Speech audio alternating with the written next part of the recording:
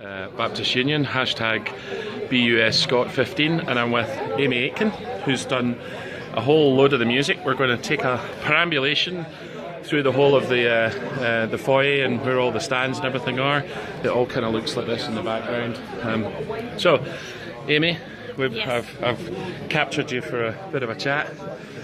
Just tell me a bit about yourself. Give us your Twitter name for starters, so we know who you are. You can find me on Twitter at Amie Aitken Music, and Amie is A-M-I-E, not A-M-Y. Okay. Better than that. Okay. So, what? Talk about your music then. What do you do? So I've been touring for the last couple of years. I've written some songs and released an EP, which are basically songs that just tell my story as a Christian. We sing in churches, we sing in cafes, and we basically I just share my stories from life, and try and connect with people through song. Cool. And so what kind of started you on that journey? And did you kind of grow up as a Christian with music in your background, or? I think for me, one of the things was the Christian albums that I loved the most were the albums that had the stories that actually I could listen to someone say, yeah, I think I've had a similar experience, and they really expressed how I feel, and actually, yeah, Christianity relates to where I'm at because someone else has had that experience. Yeah. And I just saw it as a viable mission and ministry to be able to say, we're both humans, we have some connections, here's what it looks like from my perspective. Let me hear your story as well. So it's brilliant because people they come and share their stories afterwards and say, you know, I love that song because there's something I've gone through. Yeah. And you get to then have a conversation about it, and they open up because you've already been vulnerable. Yeah. You've already told your story. And you've already shared the struggles and that kind of stuff, so they feel more open about sharing that with you. So it's really a blessed experience and a privilege to be able to do that.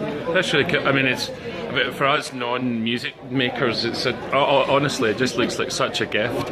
And I guess, I heard you on stage yesterday saying, don't applaud me, applaud God. And I think that's so, it must be such a kind of difficult thing, I think, from a Christian perspective, being a music maker, to kind of think, I'm doing this all for him, and and it's difficult sometimes to take those applause when there's a hard balance. We all want to give them to you anyway because we're loving listening to it, There's a hard balance in self-promotion, and I think that's why generally I go for being a performing artist rather than a worship artist. Because for me, I'm okay then with people applauding my craft and the songs that I'm sharing, but I know that in the way that I sing it and tell it, I give glory to God for what I'm able to do. Worship is slightly different.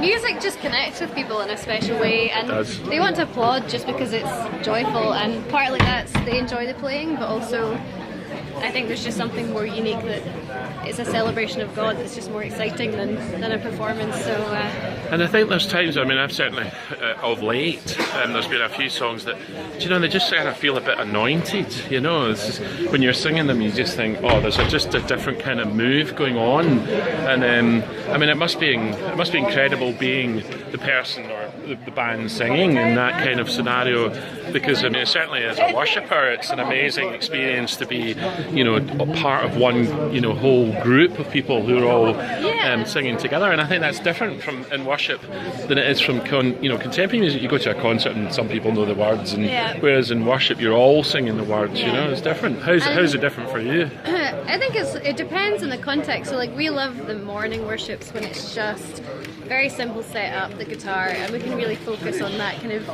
intimate fellowship. It's harder on the stage because you've so many things you're thinking, about the drums, you're thinking about guitars, so it's hard sometimes to get lost in the worship because you're trying to focus on leading people well.